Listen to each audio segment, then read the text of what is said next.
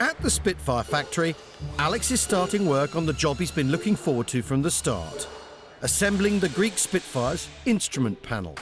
There's quite a few different gauges in the Spitfire, all telling you various bits of information that are all important to the role that you're doing.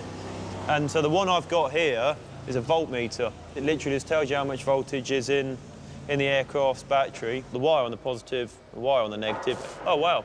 It's about 24 volts, but despite being sat in a packet for 75 plus years, it still works. But I've got an original fuel tank gauge, and so that will go in the instrument panel, as well as a couple of other bits and pieces here as well, like an RPM gauge.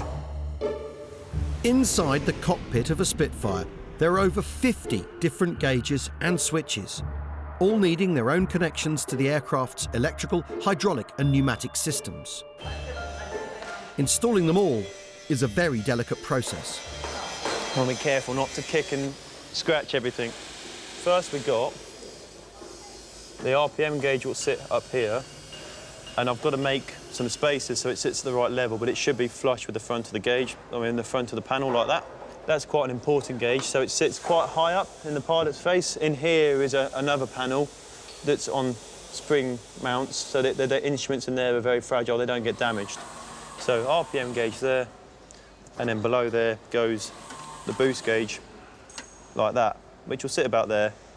But just make sure I haven't put it upside down. So there'll be the starter here and the booster here. And they used to talk about starting a Spitfire, you used to do the V for victory, because you need two fingers, so you go like that, hit the booster and the starter, and then release the booster and hold it on the starter, and then the engine coughs, and then, yeah, into life she goes. There'll definitely be a good couple of days' work involved in it. You don't want to rush it, because it's, like I say, it's the first thing you really focus on when you get in an aircraft, and it's something that you spend a lot of time looking at when you're flying them. So you want to make sure it's right.